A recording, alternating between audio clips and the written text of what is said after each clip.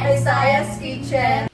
Isaiah's Kitchen located at Alari Street, Barangay 7, Lucena City. Japanese dining experience na hindi mo na kailangan pumunta ng Japan, only here at Quezon Province. Perfect place for friends, family, at mga couple na nagsiselebrate ng monthsary gaya namin. Maliban sa deserve mo, ay presyong pangmasa sila dito. Variety of Japanese food na pwede mong pagpilian na talaga namang napakasarap. Gaya nitong tuna sashimi, salmon, gyoza, at marami pang iba. Wow!